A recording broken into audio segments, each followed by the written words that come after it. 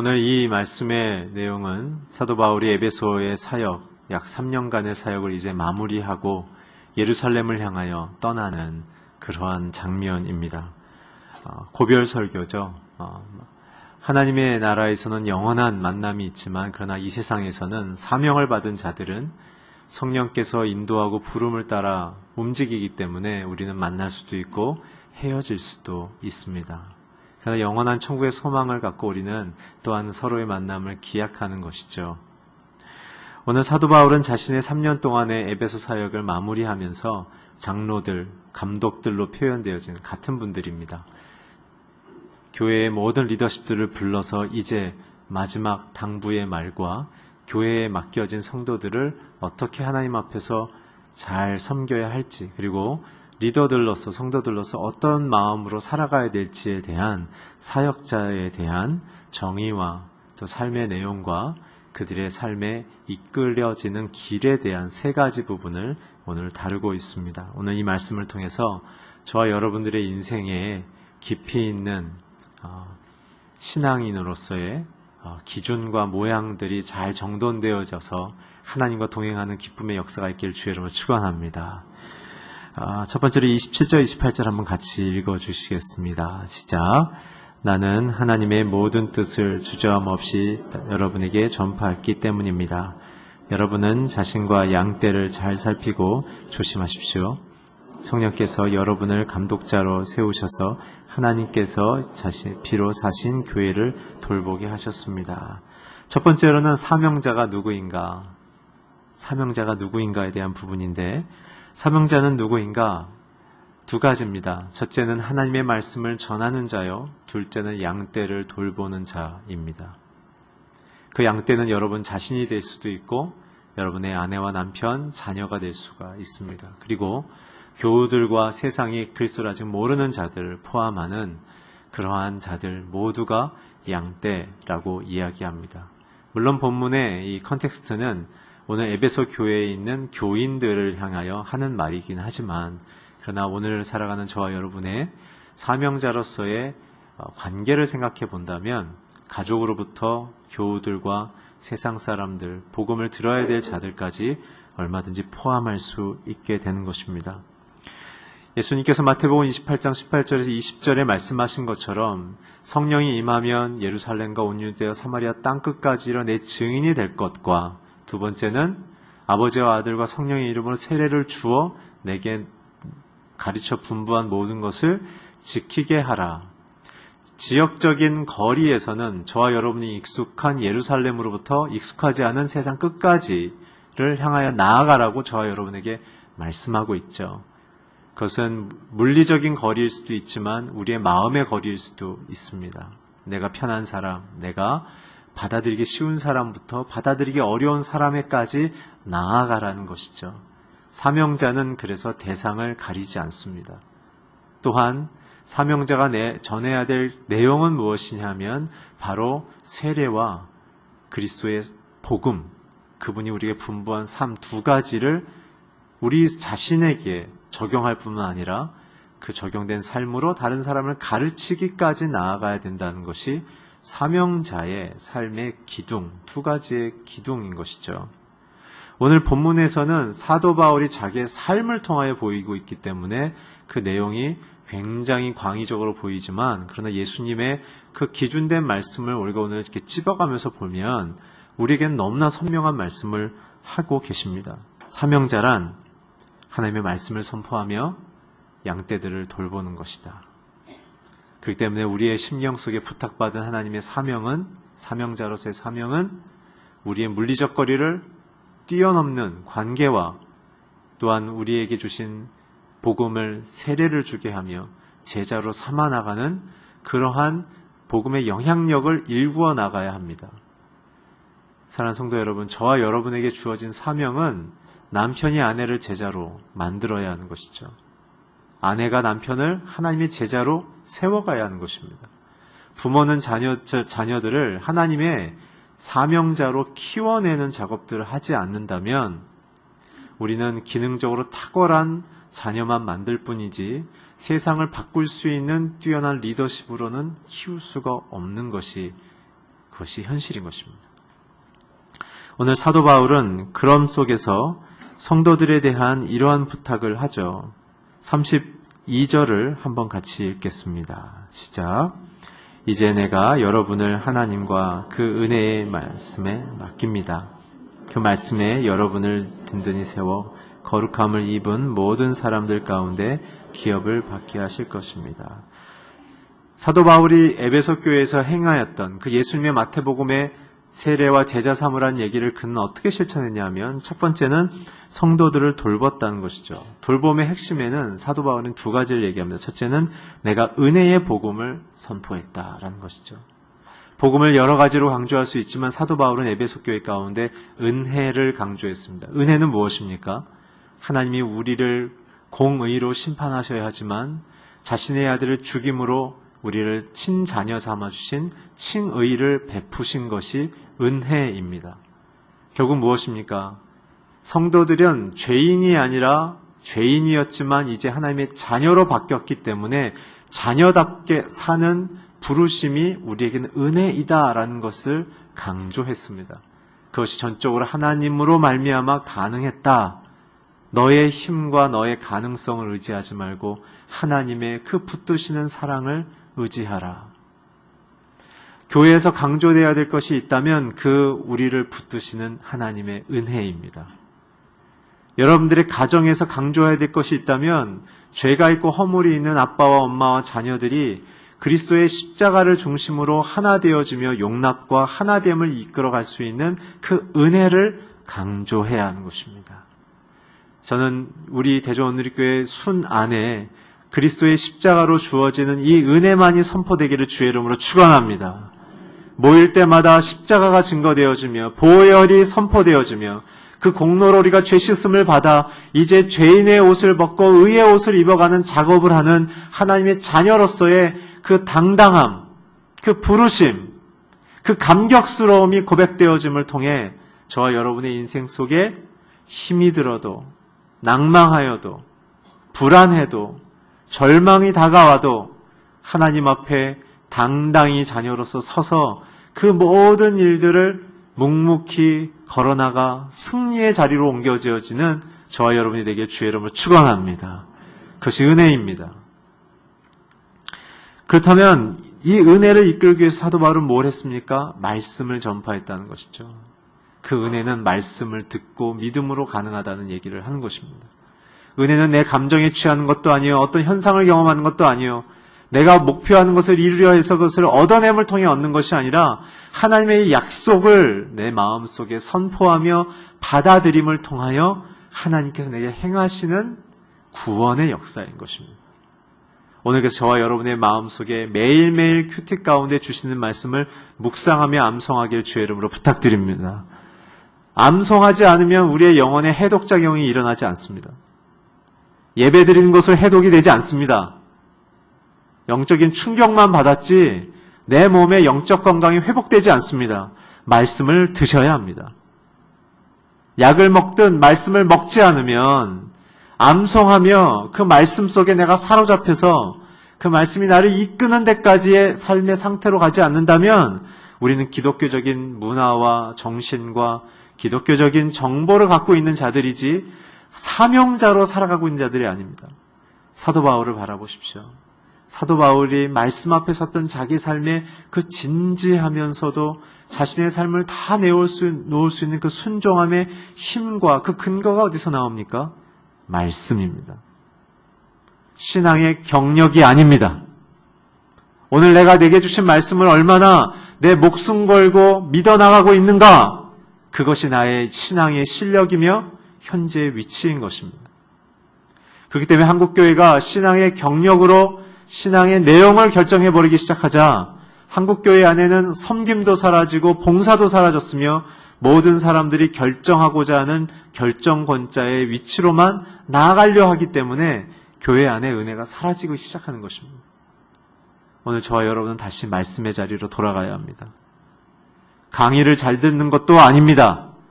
말씀 안에 내가 죽어지고 녹아져서 말씀 안에 다시 새로운 피조물로 태어나서 내 삶의 우선순위와 행동의 양식이 그리스도가 가르쳐 주신 그 기준대로 살아가는 순종의 자리로 돌아가셔야 합니다. 그랬을 때 하나님이 함께 하시며 기적의 역사가 일어나는 것입니다. 그렇지 않는다면 오늘 교회는 열심히 다니는 자요, 기도는 열심히 하는 자이지만, 봉사는 열심히 하는 자지만 심적 변화가 일어나지 않는 공고함 속에 살 수밖에 없는 것입니다. 오늘 새 마음을 가지시길 주의 이름으로 축원합니다. 그것이 돌봄의 시작입니다. 사명자가 가져야 될 태도요, 우리가 전해야 될 내용인 것이죠. 그렇다면 이 돌봄이 약해졌을 때 이것을 주의하라고 사도 바울은 우리에게 권면합니다. 29절 30절을 함께 읽어주십시오. 시작. 내가 떠나고 나면 흉악한 이리떼 같은 여러분 가운데 들어와 양떼를 해치려 할 것을 압니다. 또한 여러분 가운데서도 사람들이 듣고 일어나 자기들 따라 하나님의 은혜를 강조하지 않고 말씀의 묵상 속의 삶을 바꿔나가는 작업이 교회와 가정 안에 없다면 어떤 현상이 일어나는가? 사단이 이리떼처럼 들어와서 우리의 마음을 빼앗아갈 것이며 사람마저도 빼갈 것이라는 얘기인 것입니다. 사람들이 낭망하며 실패하는 이유는 무엇입니까? 은혜와 말씀을 떠났기 때문에 그렇습니다. 본인의 기술적인 실수라 생각하지만 그 실수의 자리로 간 이유는 무엇입니까? 하나님의 약속을 벗어나서 자기의 판단과 의지로 따라갔기 때문에 그런 것이죠. 오늘 그래서 예수님은 선한 목자 요한복음 10장을 통해서 우리에게 뭐라고 얘기하십니까? 양들은 목자의 음성을 듣고 쫓아가야 푸른 초장과 쉴만한 물가로 인도함을 받는 것이다. 오늘 우리의 심경 속에 가장 고상한 행동이 있다면 나를 만드신 창조주 하나님을 향한 순종인 것입니다. 기독교 신앙의 최고의 완성은 순종입니다. 오늘 저와 여러분이 예수 그리스도를 순종하고 있는가? 그렇지 않는다면 우리는 사단의 밥이 되어지며 세상의 풍조에 휩쓸려갈 수밖에 없는 위태로운 상황에 노출될 수밖에 없다는 것입니다. 그래서 사도 바울은 32절 후반절에 다시 강조합니다. 너희들이 기업이 돼야 된다. 기업이란 무엇입니까? 영어로는 폴션이란 뜻인데 분깃이라고도 표현이 되어지지만 그것은 무엇이냐면 거룩함을 입은 성도의 상태에 이르는 것이 기업이란 뜻입니다. 누가 구원을 받는 자들인가? 예수 그리스도를 닮고 닮아 실천하고 있는 자들이 기업이 되어지며 자녀이다 라고 사도 바울이 강조하는 것입니다. 오늘 저와 여러분의 직분, 그것 안에 우린 숨을 수도 있습니다. 그러나 중요한 것은 하나님은 아담이 죄짓고 뒤에 숨었을 때 그의 행실보다는 그가 하나님을 두려워하게 되는 그 심경에 대하여 지적하셨던 것처럼 오늘 저와 여러분에게 있어서 우리의 마음의 동기와 우리의 심적 상태가 그리스도를 구주로 고백하며 따라 살기를 결정하고 있는가에 대한 그 동기와 그 우선순위에 대해서 묻고 계시는 것입니다. 오늘 성령께서는 저와 여러분을 그 기업의 자리로 이끌기를 원하십니다. 우리를 위하여 쉬지 않고 기도하고 계시며 죄와 세상의 위협 속에 노출되어 있는 저와 여러분들의 흐려져 있는 판단력 속에 하나님의 그 영인, 예수의 영인 성령께서 우리 안에 들어오기를 원하시며 우리를 그 기업의 자리로 이끌기 원하십니다. 오늘 주의 음성을 듣고 기쁘게 성도의 자리로 나아가기를 결정하는 저와 여러분이 되기를 주의 이름으로 축원합니다. 그것입니다. 사명자는 돌봄을 행할 것이며 두 번째는 물질로부터 자유하라고 얘기하십니다. 33절부터 35절을 함께 읽겠습니다. 시작. 나는 은이나 금이나 옷을 탐낸 적이 없습니다. 여러분도 알다시피 나는 나와 내 일행이 필요한 것은 손수 벌어 썼습니다.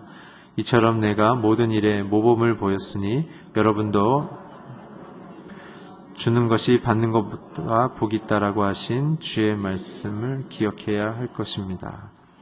사명자는 물질의 구속을 받으면 안 된다라는 것입니다. 그것은 무엇입니까? 바로 이런 얘기입니다. 주님의 공급하심과 주님이 우리에게 채우심을 온전히 의지하며 살아가야 하는 것이고, 사실 이 본문의 내용을 조금 더 묵상해 보면 하나님을 일을 하다가 손해보는 것에 대하여 두려워하지 마라. 남에게 주는 것에 아까워하지 마라고 얘기하는 것이죠. 그래서 사도 바울이 이런 얘기를 합니다. 주는 것이 받는 것보다 복이 있다고 주님이 말씀하셨다. 사실 이 구절은 주님께서 이런 정확한 표현을 하신 적은 없습니다. 사도 바울이 압축해서 하신 얘기인 거죠. 무슨 얘기냐면 누가복음 6장 35절에 아무것도 바라지 말고 빌려주라. 그리하면 너의 상이 클 것이요 라는 주님의 말씀과 더하여 누가복음 6장 38절에 주라. 그리하면 너에게 줄 것이니 곧 후이되어 누르고 흔들어 넘치도록 하여 너에게 안겨주리라 라는 이 두 구절을 압축해서 이렇게 말씀하신 것이며, 이 말씀하신 내용이 향하고 있는 예수 그리스도의 근본적인 메시지의 그 뿌리는 산상수훈입니다. 이웃을 사랑해라. 사명자들이요, 주를 알고 주님의 자녀로 살아가고자 하는 자들이요, 이웃을 향하여 너의 가진 것을 나누며 그 가진 것을 나눔을 통하여 예수 그리스도의 참된 영생의 생명을 전할 수 있는 따뜻한 마음과 따뜻한 손과 발을 가지십시오 라는 권면과 위로의 말입니다. 얼마나 쉽지 않은 많은 희생과 지리할 만큼 힘겨운 이 일이겠습니까? 두 가지를 우리 묵상해야 됩니다. 첫째, 돈이 많기 때문에 할 수 있거나 돈이 없기 때문에 못하는 일이 아니란 것이죠. 주님은 과부의 두렙돈을 세상 어떤 돈보다 귀하게 여기셨던 것처럼 주님은 액수에 대한 이야기가 아니라 내가 할 수 있는 진정성 있는 사랑의 표현으로 물질과 마음을 나눌 수 있겠는가? 왜냐하면 물질이 있는 곳에 네 마음이 있다고 말씀하셨기 때문에 그렇습니다. 두 번째 무엇입니까? 이 일은 대접받거나 그 일을 행했기 때문에 그 사람에게 칭송을 받을 수 없는 것을 감안해서도 너희가 해야 된다라는 묵묵한 순종과 수행에 주님의 사랑을 받음에 되갚아 주는 그러한 사랑의 실천의 태도로 행해야 된다라는 이야기인 것입니다. 사명자는 그래서 주님만 바라보는 자들입니다. 사람을 바라보지 않습니다. 사람은 사랑해야 될 대상으로 보지 의지하거나 나를 인정해주는 자로 보는 그것은 사명자에겐 위험한 덫인 것입니다. 사명자는 주님만 바라보며 대가와 반응을 기대하지 않고 나아가는 자들입니다. 사도 바울을 보십시오. 복음을 전파했을 때 많은 사람들에게 비난받고 설교에 대해서 비판받으며 그의 출신 성분과 사도직에 대한 존재감에 대한 얼마나 많은 모함을 받았습니까? 그러나 사도 바울은 그들에게도 그러한 복음이 증거되길 원한다고 로마서에 보면 간곡한 기도를 봤을 때 진정한 사명자는 자신을 알아주거나 자신의 행동에 대한 어떠한 기대치에 대한 어떠한 반응을 기대하는 것이 아니라 주님이 원하시는 것을 선포하며 주님이 원하시는 것을 증거하는 자로서 사랑의 태도로 묵묵히 그들을 향하여 나아가는 자들인 것입니다. 오늘 모든 순환에서 순원들이 서로에 대하여 그런 태도를 갖길 주의 이름으로 부탁드립니다. 그렇게 했을 때 주님이 우리와 가까이 하시며 함께 하시는 것입니다. 그렇다면 큰 두 번째로 사명자의 삶을 사도 바울은 어떻게 살았습니까? 우리 19절부터 21절까지 함께 읽겠습니다. 시작.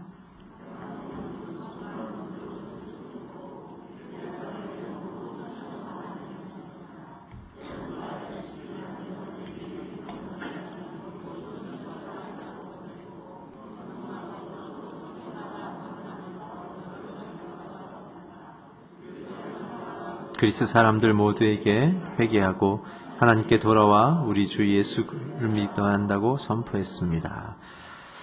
사도 바울은 사명자의 삶을 네 가지로 에베소에 살았습니다. 첫째는 모든 겸손으로 살았다고 합니다. 이 겸손은 우리가 얘기하는 흔히 말하는 자기를 낮추거나 자기를 감추는 겸손으로 이 문맥에서 그런 표현의 단어로 쓰이지 않았습니다. 여기서 나오는 겸손은 무엇이냐면 자기의 권리와 주장을 추구하지 않음인 것입니다. 사명자는 복음을 들어야 되는 그 성도들과 그 대상자를 향하여 자기의 입장과 권리를 주장하지 않습니다. 오직 무엇만 주장합니까? 예수 그리스도의 사랑과 진리만을 주장하는 것입니다. 그래서 사도 바울은 로마서 12장 16절에 보면 나는 내 생각을 높은 데 두지 않았고 낮은 곳에 두었다라고 얘기했던 것이죠. 오늘 진짜 하나님이 쓰시는 자들, 하나님의 영향력이 흘러가도록 통로로 쓰이는 자들은 물론 거룩하고 깨끗해야 되지만 더 중요한 건 무엇이냐면 자기의 권리와 주장을 주님 앞에서 낮추며 복음 앞에 저항하며 복음 앞에 거부하고 전하는 자를 비난하며 힐난하는 자들일지라도 그들을 향하여 어떤 자기의 주장과 권리를 강요하지 않고 펼치지 않고 예수 그리스도의 심경으로 그들을 대하는 자들이라는 것입니다. 예수님께서 십자가상에서 자기를 찌르고 죽이는 자들을 향해서 오히려 위로와 사랑의 기도를 해주신 것처럼 70명, 120명의 전도자들을 보내셨을 때 주께서 너희를 거부하면 서로 비판하지 말고 신발에 흙을 털어 조용히 돌아서 나오라고 얘기했던 그 참된 자기의 권리와 주장을 포기하는 모습을 통해 사도 바울은 어떠한 공격과 비난 속에서도 그 사람도 예수를 믿어야 될 자임을 감안해서 그와 대립각을 세우거나 그를 인격적으로 손상시키지 않으며 오히려 예수님처럼 그 모든 상처를 떠안는 과정을 통하여 입을 다물고 귀를 막고 심경 속에 그 영혼을 끌어안아 그들의 모든 몸부림을 품어버리는 그러한 겸손의 인생을 살았다는 것이죠.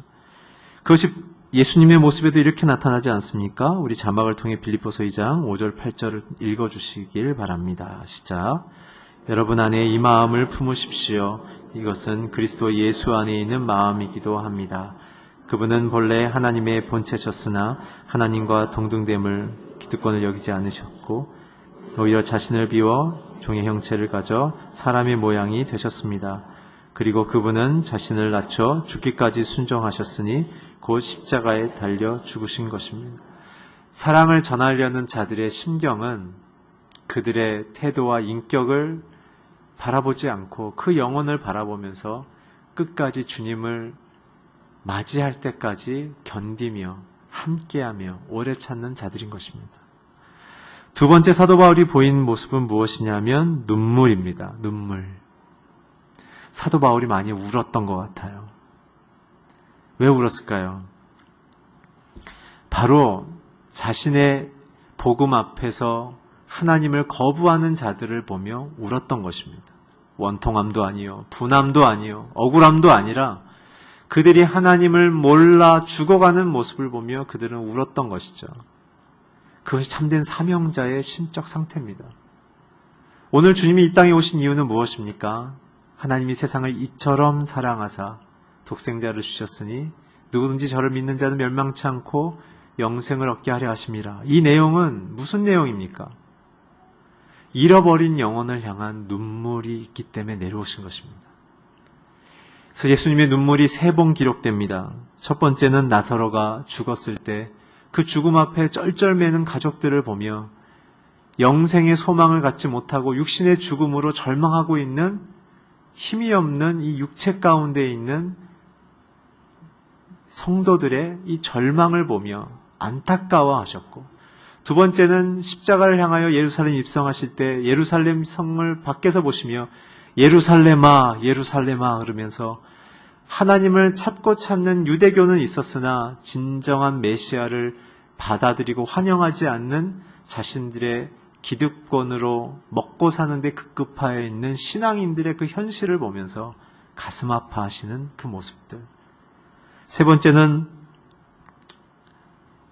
나인성 과부에서 딸이 죽은 모습을 보면서 그 과부가 세상에서 약자임에도 딸을 키우는 그 힘으로 살아가던 그 과부가 딸이 죽음을 통하여 더 이상 살아갈 용기와 소망을 잃어버려 몸부림치는 그 과부를 보며 참된 영생에 대한 소망의 그 믿음이 없는 상태를 바라보면서 현실에 갇혀있는 하나님을 바라보지 못하는 그러한 마음에 있는 자들을 향해 주께서는 눈물을 흘리셨던 것이죠. 오늘 저와 여러분의 안에도 이 예수님의 눈물로 인하여 우리는 십자가의 보혈을 통과한 것입니다.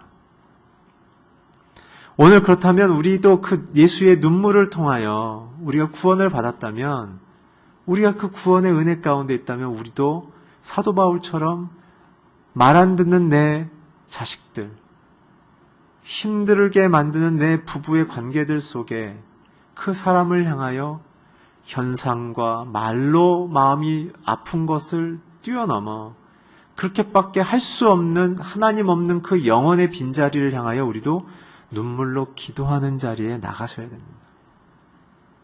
그것이 없다면 우리는 십자가를 부끄럽게 만드는 것입니다. 세 번째는 사도 바울이 시험과 인내를 겪은 것이죠.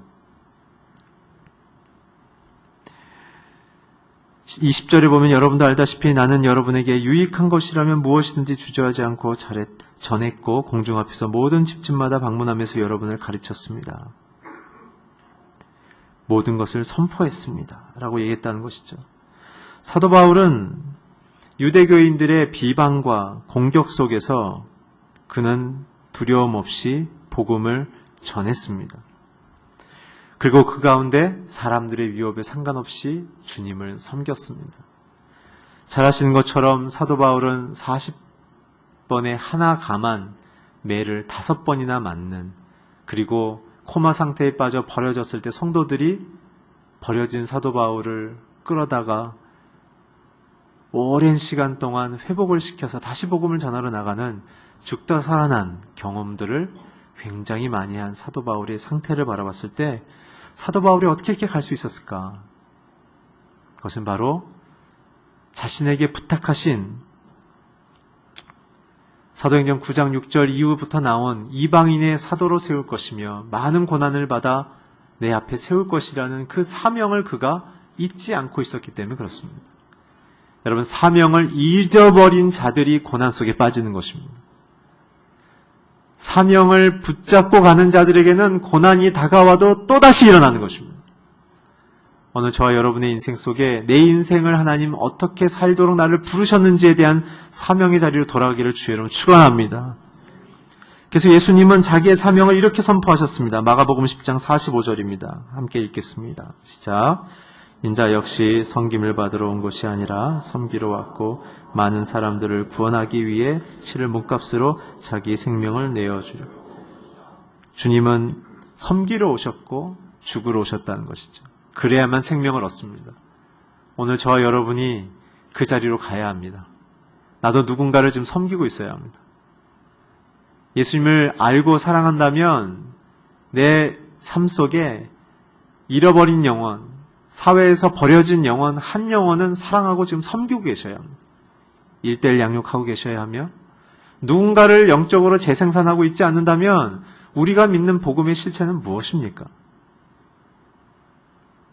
사랑하는 성도 여러분, 오늘 저와 여러분이 십자가 앞에서 다시 한번 새롭게 태어날 수 있는 그 유일한 방법이 있다면 잃어버린 영혼을 사랑하며 돌보는 길입니다.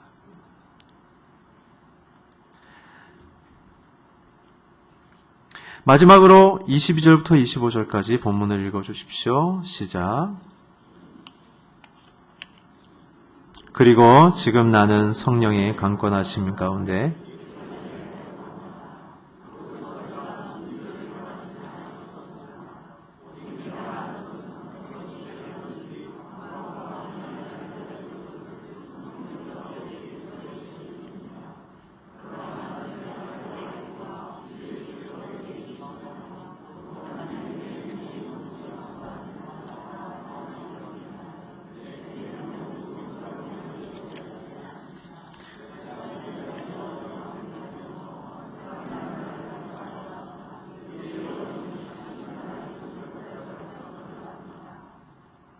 사도 바울은 이제 성령의 이끄심을 쫓아 예루살렘을 통과해서 로마를 향하여 포로의 신분으로 잡혀갈 지금 그 길을 그도 직감하고 있었습니다.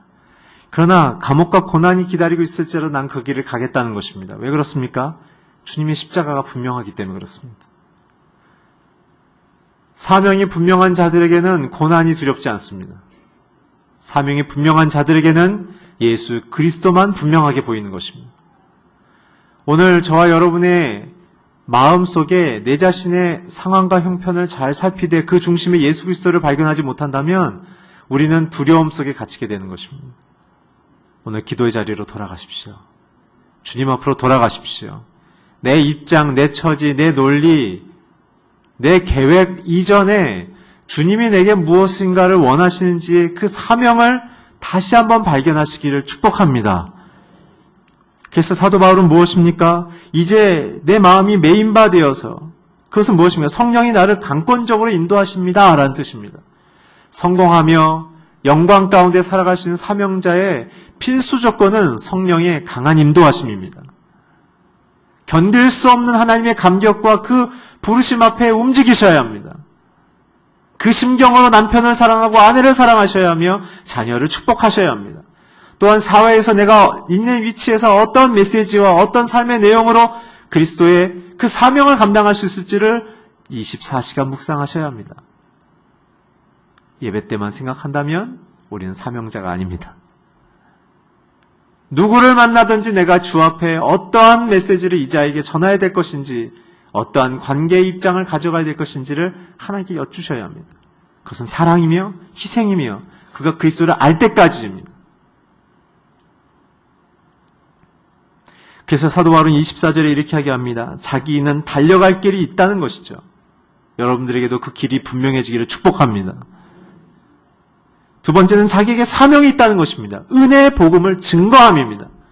자기 인생의 핵심 컨텐츠가 무엇이냐는 것입니다.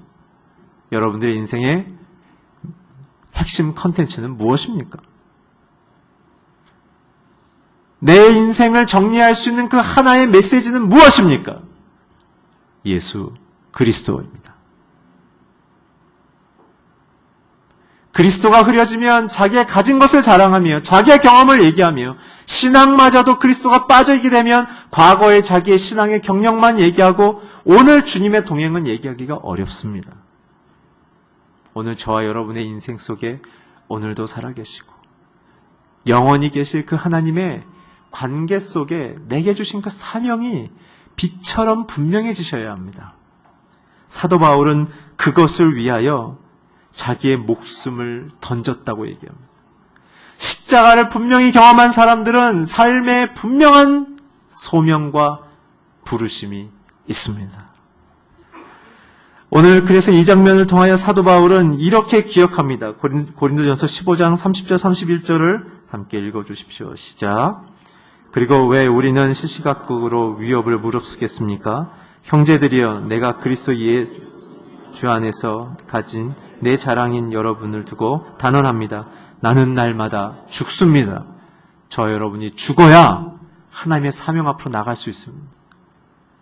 우린 너무 많은 논리와 많은 생각으로 내 자신을 증명하고 하나님 앞에 호소하고 있습니다.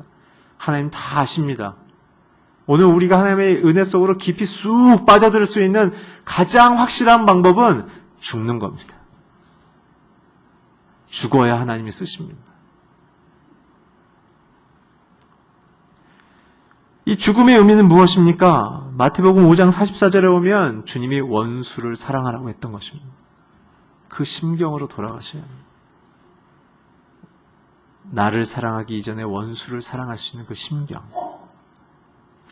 그래서 예수님은 우리에게 사도 바울이 날마다 죽노라고 고백했던 그 가르침의 근본 메시지를 이렇게 주십니다. 마태복음 16장 24절 자막을 통해 함께 읽어주십시오. 시작. 그때 예수께서 제자들에게 말씀하셨습니다. 누구든지 나를 따르려거든 자기를 부인하고 자기 십자가를 지고 따라야 한다. 십자가를 지라는 것입니다.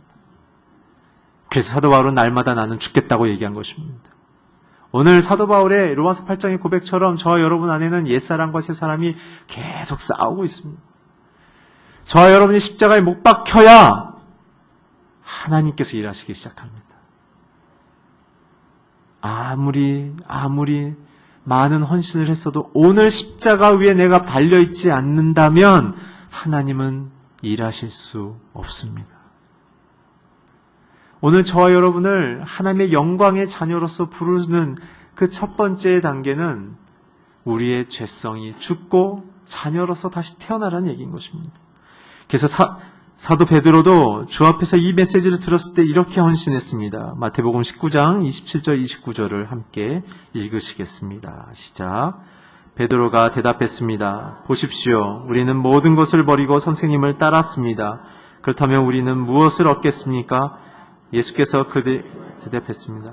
내가 진실로 너에게 말한다. 새 세상에서 인자가 자기의 영광스러운 보좌에 앉게 되면 나를 따르는 너희도 12보좌에 앉아 이스라엘의 12지파를 심판할 것이다. 또한 내 이름을 위해 집이나 형제나 부모나 자녀나 논밭을 버린 사람은 누구나 100배를 받을 것이며 또 영생을 물려받게 할 것이다. 제가 누가복음 설교할 때 이 부분을 굉장히 강조했습니다. 오해하지 말아야 될 것은 그때도 강조했지만 주님이 진짜 가족과 부모를 번이라는 것이 아니라 너의 우선순위가 뭐냐는 것입니다. 주님은 십계명 안에 부모를 사랑하라고 얘기하셨죠. 부모를 하나님처럼 사랑하는 조건 하에 그렇게 부모를 사랑하는데도 하나님을 더 사랑해야 된다는 것, 그것이 영생의 조건이라는 얘기인 것입니다. 오늘 주님 말씀하셨습니다. 우리가 십자가를 지며 얻을 수 있는 것은 영생이며 온 세상을 심판하게 되는 하나님의 자녀로서의 그 권세 안으로 우리를 불러주시겠다는 얘기인 것입니다. 그것이 오늘 이 생에도 동일하게 주어지는 것입니다. 오늘 그러한 당당함으로 살아가셔야 합니다.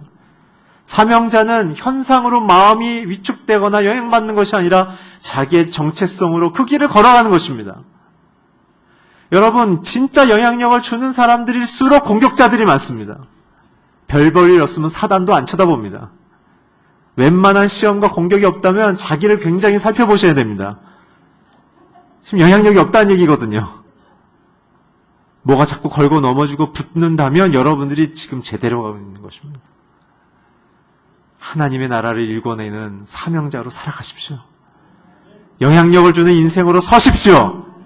안일함 속에 숨어 다니는 그런 비겁한 자가 아니라 사도 바울처럼 복음 앞에 당당하며 세상 앞에 당당하며 누가 참 하나님이며 진리를 선포하는 자들인지를 당당히 선포할 때 여러분들의 자녀가 하나님을 볼 것이며 자신의 인생 속에 다니엘과 요셉처럼 하나님의 영광을 쫓아야 자기의 인생을 전부 내어드릴 수 있는 이삭과 같은 인생을 살 줄 믿습니다. 사명자를 통하여 하나님이 일하십니다. 마지막으로 토마스 아킨피스가 쓴 그리스도를 본받아라는 굉장히 중요한 고전이 있습니다. 그 한 구절을 읽어드리고 마치려 합니다. 그리스도인은 십자가에서 도망칠 수 없다. 십자가를 피한다면 그 사람은 이미 그리스도를 따른 자가 아니다. 그리스도인은 밖으로 도망쳐도 거기에 십자가가 있고 안으로 숨어도 거기에 십자가가 있음을 알게 될 것이다. 위로 올라가도 십자가가 기다리고 있고 밑으로 파고 들어가도 십자가가 있을 것이다. 성도들은 십자가를 붙들어야 승리합니다. 저와 여러분의 인생 속에 내 인생을 살리신 그 예수님의 심경 앞에 서서 내 가족과 이웃 앞에 세상 앞에 내가 어떤 메시지를 전해야 될 것인지에 대한 그 분명한 핵심 컨텐츠가 정리되어져서 주님만을 증거하며 자신에게 주신 재능과 삶의 모양 속에 수많은 사람들을 주께로 인도해가는 저와 여러분이 되길 주의 이름으로 축원합니다. 기도하겠습니다. 하나님, 바울처럼 사명자로 불러주심을 감사합니다. 바울과 같이 세상에 영향력을 줄 수 있는 인생으로 우리를 사용하여 주시옵소서. 예수 그리스도의 이름으로 기도드렸습니다. 아멘.